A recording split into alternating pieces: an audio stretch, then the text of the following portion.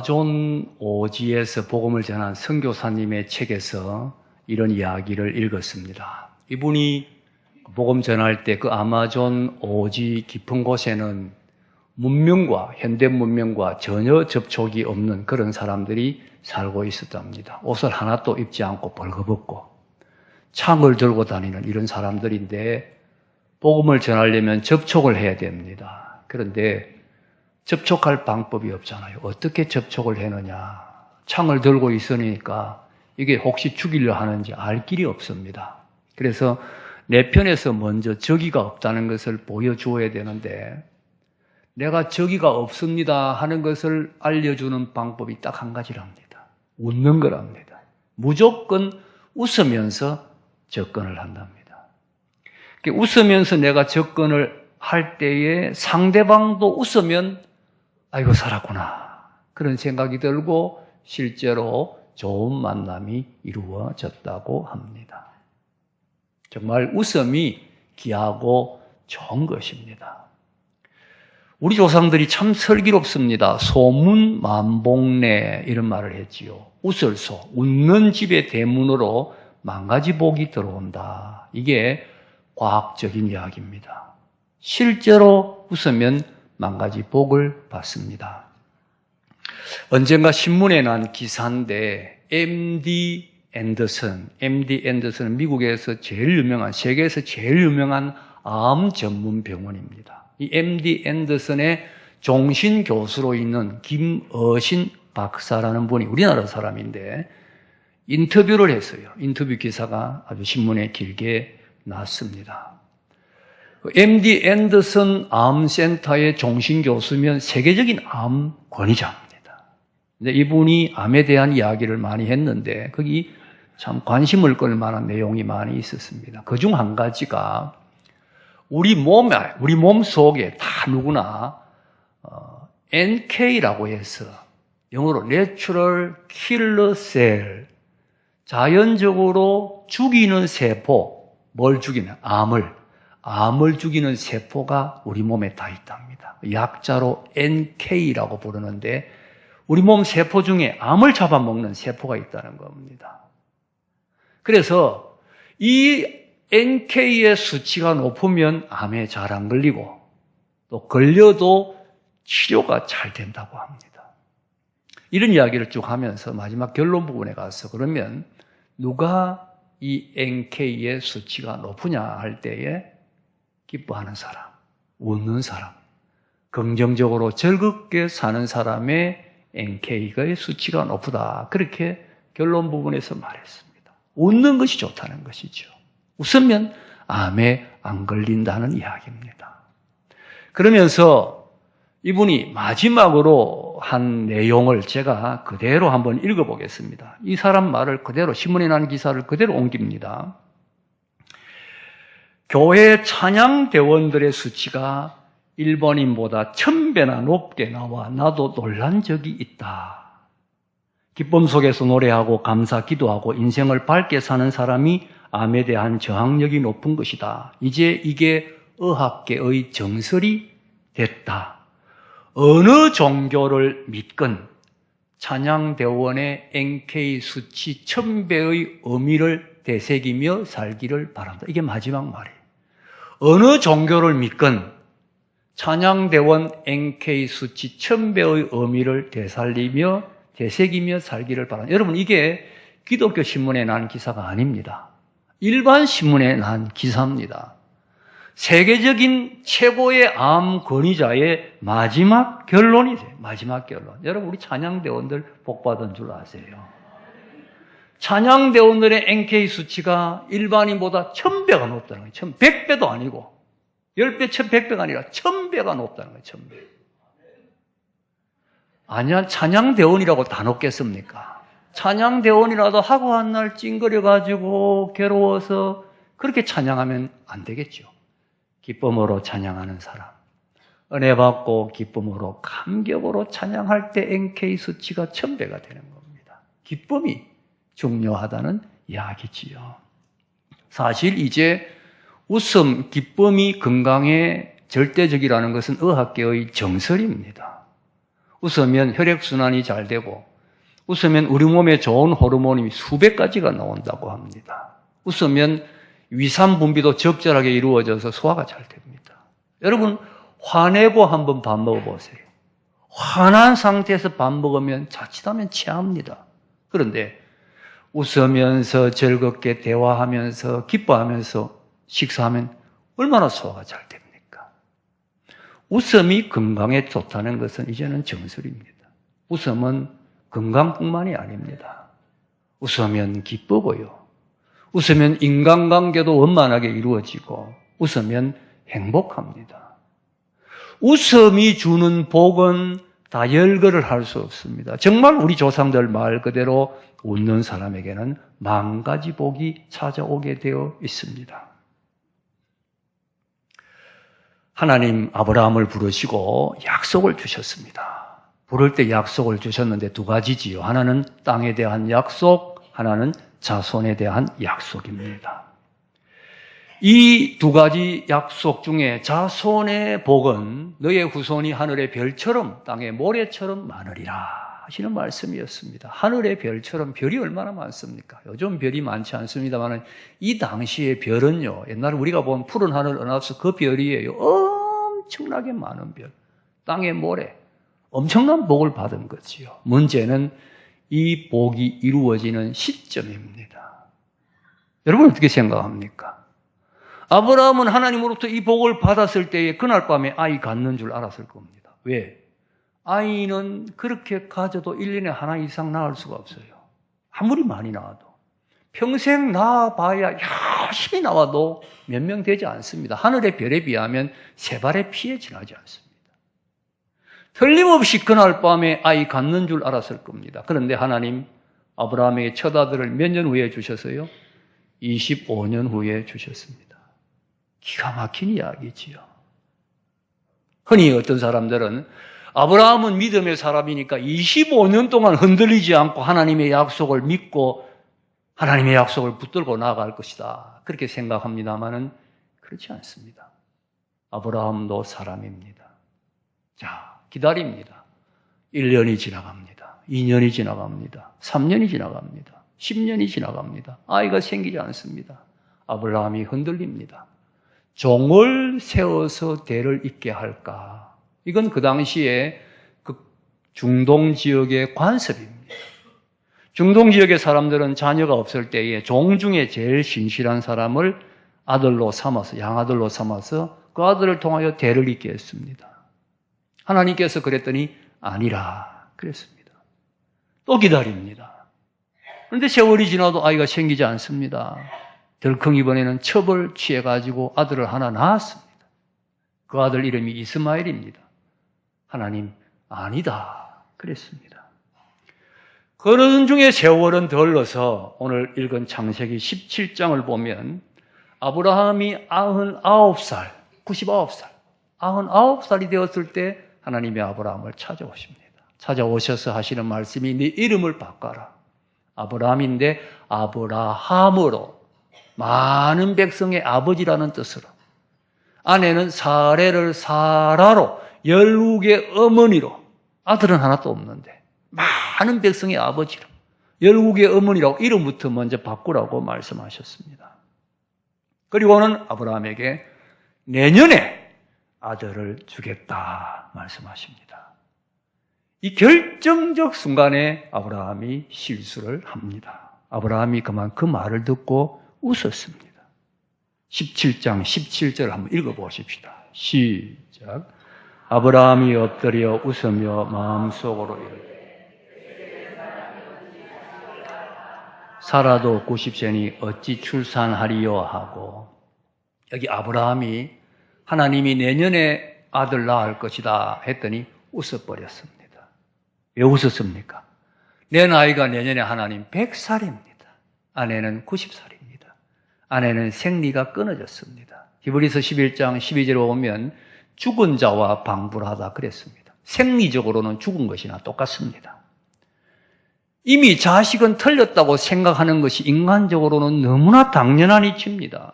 그래서 하나님이 내년에 자식을 주시다 할 때 아브라함이 웃었습니다. 여러분, 기뻐서 웃은 겁니까? 좋아서 웃은 겁니까? 아니지요. 허탈감의 웃음입니다. 쓰라린 웃음입니다. 하나님, 말도 안 되는 말 그만하세요. 불신앙의 웃음입니다. 쓰라린 웃음을 웃고 말았습니다. 기가 막혀서 웃는 웃음이지요. 가만히 성경을 보면요, 이 순간에 아브라함과 하나님이 생각이 다릅니다. 하나님은 사라를 통해서다 그렇게 말씀하시는데 아브라함은 사라는 이미 가능 없습니다. 하나님 다른 방법으로 하십시다 생각하고 있습니다. 이미 부부가 편법으로 합의를 해서 첩을 취해서 아들 하나 낳았습니다. 이스마엘입니다. 이스마엘도 내 아들 아닙니까? 이스마엘을 통해서 하십시다. 17장 18절 한번 보십시다. 17장 18절 읽어보겠습니다. 시작. 이스마엘이나 하나님 앞에 살기를 원하나이다. 무슨 뜻입니까? 하나님, 아들 기다리는데 지쳤습니다. 낳을 수도 없는 아들 주신다고 해서 더 이상 애끓게 하지 말고, 이스마엘도 내 핏줄입니다. 하나님, 이스마엘 살기를 원합니다. 이스마엘 통해서 대를 이어가면 안 되겠습니까? 하는 뜻입니다. 인간적인 소원이지요. 그러나 하나님의 뜻은 그렇지 않습니다. 나는 전능하신 하나님이다. 내 앞에서 온전히 행해라. 하나님은 전능하신 하나님입니다. 온전한 믿음으로 나가야 된다는 것입니다. 이스마엘 인정하지 아니했습니다. 하나님의 목적은 하나님의 방법으로만 이루어집니다.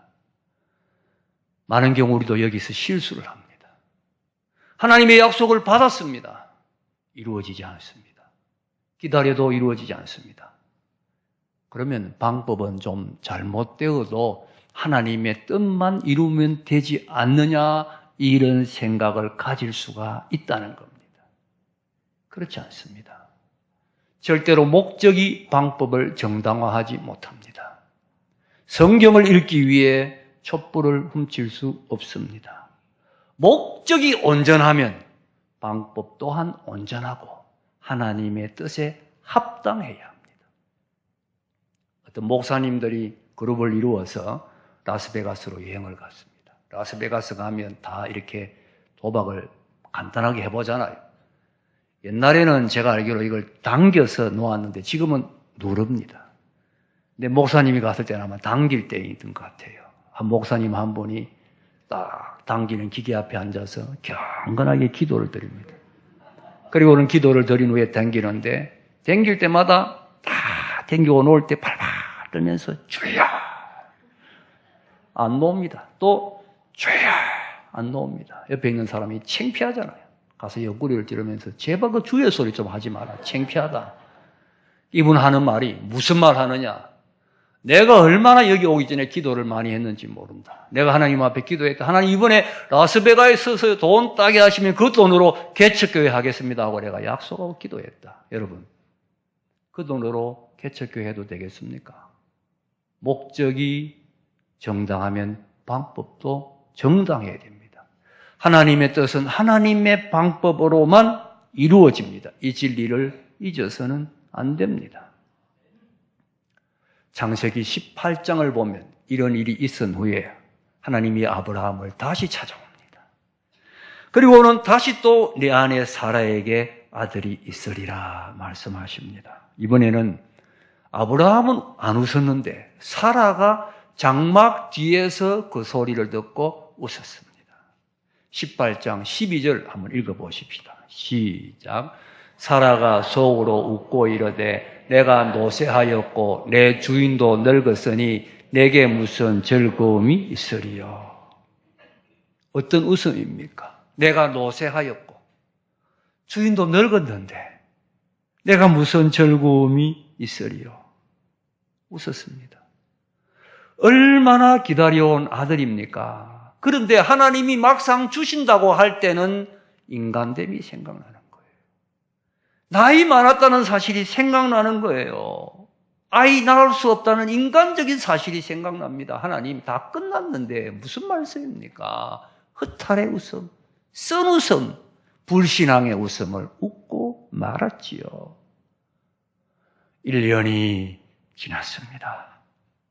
창세기 21장을 보면 아브라함과 사라가 하나님의 말씀대로 아들을 낳습니다. 그 아들의 이름이 이삭입니다. 이삭의 뜻이 뭡니까? 웃음입니다. 하나님이 지어준 이름 이삭, 웃음입니다. 그렇죠? 얼마나 기뻤겠어요. 말 그대로 웃음입니다. 그래서 21장 6절에 사라가 고백합니다. 21장 6절 한번 읽어보십시다. 21장 6절 시작. 사라가 이르되 하나님이 나를 웃게 하시니 듣는 자가 다 나와 함께 웃으. 하나님이 나를 웃게 해 주셨다. 웃게 해 주셨다. 여러분, 제 주위에도 너뚱이 난 분들 있습니다. 물어보면 한결같이 좋대요. 너뚱이가 그렇게 좋대요. 여러분도 확인하고 싶으면 한번 나와보세요. 50살쯤 아들 낳아놓으면 어떻겠습니까? 50살에 아들 낳아놓으면. 그런데 이거는 100살에 아들을 낳았습니다. 얼마나 좋겠어요. 정말 말 그대로 웃음, 진정한 웃음, 행복한 웃음, 깨끗하고 가장 아름다운 웃음. 하나님은 아브라함과 사라에게 진정한 참된 웃음을 주셨습니다. 자, 여러분 보세요.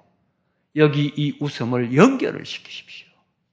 아브라함과 사라가 웃었습니다. 허탈의 웃음, 쓰라린 웃음, 병든 웃음이었습니다. 불신앙의 웃음이었습니다. 그럼에도 불구하고 하나님은 그들에게 진정한 웃음을 주셨습니다. 참된 웃음을 주셨습니다. 이 웃음의 관계 연결, 이 속에 하나님의 은혜가 있고 하나님의 복음이 있습니다. 하나님은 아십니다. 우리의 연약함을 하나님은 아십니다. 우리의 인생됨, 우리의 안개 같음, 우리의 불과 같음, 영화라고 해야 풀의 꽃과 같은 인생임을 하나님이 아십니다. 연약하고 어쩔 수 없고 흔들리는 인생, 믿는다고 해놓고도 의심하고 믿는다고 해놓고도 흔들리고 약속이 지체될 때 어찌할 줄 모르는 우리의 연약함을 하나님이 아십니다. 하나님이 왜 모르시겠습니까? 그렇게 약속을 기다려 놓고도 막상 주신다고 할 때 믿을 수가 없어 웃어야 했던 아브라함과 사라의 그 인생됨을 하나님이 왜 모르시겠습니까? 하나님은 아시지요. 너희들이 웃었느니라. 그러나 내가 진정으로 웃게 하리라. 이것이 우리 하나님의 선하심, 이것이 우리 하나님의 긍휼하심입니다. 하나님의 약속, 하나님의 말씀에 대해 우리는 당연히 믿어야 합니다. 믿어야 하지요. 믿음이 중요합니다. 예수님 많은 경우 이적을 행하실 때, 능력을 행하실 때 내 믿음대로 될지어다. 믿음이 중요합니다. 믿음은 하나님의 약속과 축복을 받는 통로입니다. 믿음이 중요합니다. 그러나 많은 경우 우리는 믿지 못합니다. 믿는다고 하면서도 흔들립니다. 의심합니다. 그럴 때는 어떻게 합니까? 하나님께서 너 믿지 못하는구나. 그러니 나는 네게 복을 주지 않겠다. 그렇게 말씀하시는 하나님이십니까? 어떤 신유의 은사가 있으신 목사님은 병자를 위하여 기도합니다. 안 나오면 하시는 말씀이 있습니다. 당신이 믿음이 없다. 당신이 믿음이 없기 때문에 이 병이 안 낫는 거다. 믿음을 가져라. 책망합니다. 여러분, 이 목사님 말이 맞습니까? 물론 부분적으로 맞습니다. 그러나 100% 맞는 말 아닙니다. 보세요. 예수님이 변화산에 계실 때에 변화산 아래에 한 아버지가 귀신 들린 아이를 데리고 왔습니다. 제자들이 그 아이의 귀신을 쫓아내지 못했지요. 예수님이 내려오실 때 예수님 내려오시는 거 보고 아이의 아버지가 예수님을 향하여 부르짖었습니다. 선생님이여, 할 수만 있으면 우리를 불쌍히 여기사 이 아이의 병을 고쳐주시옵소서. 예수님 말씀하셨습니다. 할 수 있거든이 무슨 말이냐? 믿는 자에게는 능치 못할 일이 없느니라. 예수님 말씀은 믿어야 된다는 뜻이지요. 믿는 자에게 능치 못할 일이 없으니까 믿어야 된다는 뜻입니다. 그 말을 듣고 아버지가 말합니다. 내가 믿나이다. 나의 믿음 없음을 도와주소서. 자, 여러분, 믿는 겁니까? 안 믿는 겁니까? 예수님이 믿어야 된다고 하니 내가 믿는다고 대답했습니다. 그러나 돌아보니 믿음이 없습니다. 내가 믿나이다. 그러나 나의 믿음 없음을 도와주소서. 여러분, 이것이 우리 모습 아닙니까? 믿어야 한다고 하니 믿는다고 하는데 사실은 믿음이 없습니다. 예수님 이 아이의 아버지를 내쫓지 않았습니다. 책망하지 아니했습니다. 그 아이의 병을 고쳐주셨습니다. 하나님 아브라함과 사라에게 그러하신 것이지요. 만약에 하나님이 그렇게 말씀하실 때 아브라함과 사라가 믿지 못해 불신앙의 웃음을 웃었습니다. 그 웃음을 웃는 것을 보고 내가 말하는데 감히 웃어? 내 말 앞에 감히 웃어? 만약에 하나님께서 이렇게 말씀하셨다면 어떻게 되었겠습니까? 우리 하나님 그렇게 말씀하시지 않습니다. 웃는구나. 연약해서 웃는구나. 그러나 내가 정말 웃게 해줄 것이다. 정말 웃게 해줄 것이다. 이것이 하나님의 선하심이요 하나님의 긍휼입니다. 세례 요한의 아버지 사가랴의 경우도 마찬가지입니다. 사가랴가 엘리사벳 부부인데 아들이 없습니다. 아들 달라고 간절히 기도했는데 그 기도가 응답받지 못했습니다. 늙었습니다. 하루는 사가랴가 성전 봉사하면서 향단에 분향을 하는데 천사가 나타납니다. 천사가 말합니다. 사가랴야, 무서워하지 말라. 너의 기도가 하나님 앞에 상달되었다. 네 아내 엘리사벳이 너에게 아들을 낳아주리니 이름을 요한이라 하라. 얼마나 좋은 소식입니까? 평생의 기도 제목이 이루어지는 이 복된 순간에 사가랴가 실수를 합니다. 사가랴 이렇게 말합니다. 나도 늙고 내 아내는 나이가 많으니 내가 이것을 어찌 알겠습니까? 나이 많은데. 막상 천사가 약속이 이루어진다고 할 때는 내가 나이 많다는 사실, 인간적으로 아이를 낳을 수 없다는 사실이 생각이 나서 내가 늙고 내 아내가 나이 많은데 이걸 내가 어떻게 알겠습니까? 믿지 못했습니다. 천사가 말했지요. 네가 믿지 못하는구나. 그래서 너는 앞으로 잠깐 동안 말을 하지 못할 것이다. 그러나 내 말은 그대로 이루어지리라. 믿지 못하지만, 그래서 불신앙의 웃음을 웃지만 하나님의 약속은 그대로 이루어진다고 했습니다. 믿지 못해 연약할 때도 하나님의 약속은 이루어집니다. 여러분, 자식이 부모를 변덕스럽게 대하는 것처럼 부모가 자식 변덕스럽게 대하면 자식 제대로 사랑할 수 있겠습니까? 우리가 하나님을 변덕스럽게 대하는 것처럼 하나님이 우리를 변덕스럽게 대한다면 살아남을 사람이 누가 있겠습니까? 우리 하나님 우리를 그렇게 대하지 않습니다. 어리석고 연약해서 믿는다고 하면서도 믿지 못하고 비웃음으로 받아들인 아브라함과 사라지만 하나님은 긍휼히 여겼습니다. 너희들이 웃었느니라. 그러나 약속은 이루어지느니라. 바로 이 진리가 있어서 오늘 우리가 여기 있고 오늘 우리가 은혜를 누리고 있습니다. 사랑에는 때문에의 사랑이 있고 불구하고의 사랑이 있습니다. 때문에의 사랑은 사랑할 만한 것이 있어서 사랑하는 거지요. 사랑할 만한 것이 없을 때는 사랑하지 않습니다. 불구하고의 사랑은 사랑할 만한 것이 있을 때도 사랑하지만 사랑할 만한 것이 없을 때도 없음에도 불구하고 사랑합니다. 하나님의 사랑은 불구하고의 사랑입니다. 우리의 허물에도 불구하고 우리를 사랑하십니다. 우리의 불신앙에도 불구하고 우리의 복을 주십니다. 우리의 허탈한 웃음에도 불구하고 우리에게 참된 웃음을 주십니다. 이 하나님을 바라보아야 합니다. 이 하나님을 바라보는 여기에 진정한 행복이 있고 기쁨이 있습니다. 이삭은 진실한 웃음입니다. 하나님은 쓴 웃음을 기쁨의 웃음으로, 거짓의 웃음을 참된 웃음으로 바꾸어 주셨습니다. 아니, 아브라함과 사라의 그 고통스럽고 힘들었던 긴 세월을 웃음으로 결론 짓게 해 주셨습니다. 여러분, 이것이 우리 인생 모습입니다. 우리에게 눈물 나는 일이 있습니다. 괴로운 일이 있습니다. 절망스러운 일이 있습니다. 그런 가운데 우리는 연약해서 믿지 못할 때가 많이 있습니다. 그럼에도 불구하고 하나님은 우리를 사랑하시고 우리에게 웃음을 주십니다. 우리를 웃게 하시는 하나님, 좋으신 하나님입니다. 그래서 시편 성도는 외쳤습니다. 여호와께 감사하라. 그는 선하시며 그 인자하심이 영원하심이로다.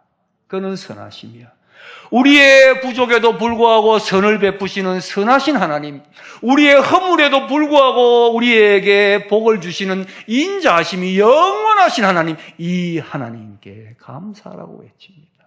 여러분, 이번 감사절에 웃게 하시는 하나님을 바라보고 이 하나님 앞에 감사하십시다. 하나님은 우리에게 참된 웃음을 주십니다. 지금의 그 쓰라림과 아픔과 눈물, 결국은 하나님은 웃음으로 변화시켜 주실 것입니다. 이 하나님을 바라보고 감사하고 감사로 승리하는 여러분 다 되시기를 주님의 이름으로 축복합니다.